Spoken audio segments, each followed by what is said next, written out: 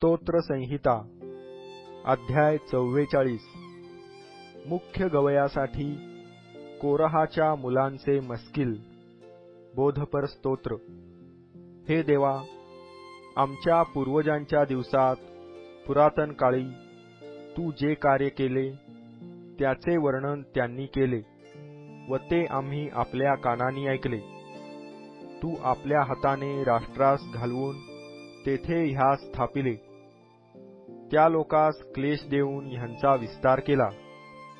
ह्यांनी आपल्या तरवारीने देशाची मालकी मिळवली असे नाही, ह्यांच्या बाहुबलाने ह्यांना विजयप्राप्ती झाली असेही नाही, तर तुझा उजवा हात, तुझा भुज व तुझे मुखतेज ह्यांनी ती झाली, कारण ह्यांच्यावर तुझी कृपादृष्टी होती।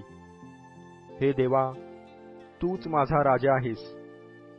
याकोबाला जयावर जय प्राप्त होईल असे कर। आम्ही तुझ्या सहाय्याने आपल्या शत्रूस उलथून टाकू। आम्हावर उठणाऱ्यांना तुझ्या नावाने पायदळी तुडवू। मी आपल्या धनुष्यावर भिस्त ठेवीत नाही, माझी तरवार माझा बचाव करावयाची नाही, तर आमच्या शत्रूंपासून तू आमचा बचाव करीतोस आणि आमचा द्वेष करणाऱ्यास तू फजित करीतोस। आम्ही सतत देवाची प्रतिष्ठा मिरवितो आणि तुझ्या नावाचे सर्व काळ उपकार स्मरण करीतो। तरी आता तू आम्हास टाकिले आहे, आम्हास फजित केले आहे। आमच्या सैन्याबरोबर तू जात नाहीस। तू आम्हास शत्रूला पाठ दाखवावयास लाविले। आमचा द्वेष करणारे आम्हास यथेच्छ लुटितात। तू आम्हास मेंढरांसारखे भक्ष्यरूप केले आहे आणि तू राष्ट्रांमध्ये आमची दाणादाण केली आहे। तू आपले लोक विनामूल्य विकिले, त्यांचे मोल घेऊन आपला फायदा केला नाही। तू आम्हास आमच्या शेजाऱ्यांच्या निंदेचा विषय केले, आमच्या सभोवतालच्या लोकांच्या उपहासाचा व धिक्काराचा विषय केले। राष्ट्रांनी आमच्यावर म्हणी रचाव्या असे तू आम्हाला केले आहे व आम्हास पाहून लोकांनी डोके हलवावे असे तू केले। माझी फजिती नित्य माझ्यापुढे आहे आणि माझ्या मुखावरील लज्जेने मला व्यापिले आहे, कारण निंदा व निर्भत्सना करणाऱ्यांचे शब्द मी ऐकत आहे।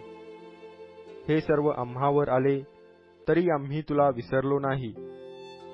तुझ्या करारा संबंधाने आम्ही विश्वासघात केला नाही।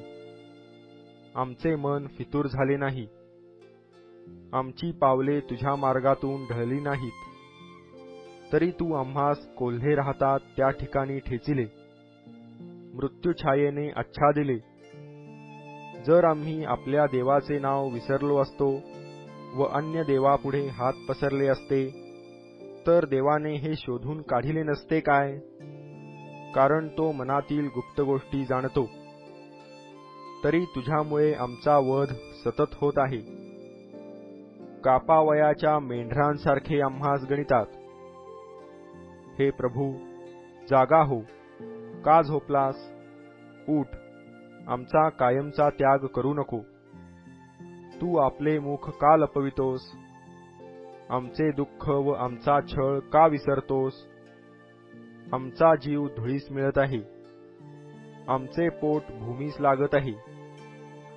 आमच्या सहाय्यार्थ उठ, आपल्या वात्सल्यानुसार आमचा उद्धार कर।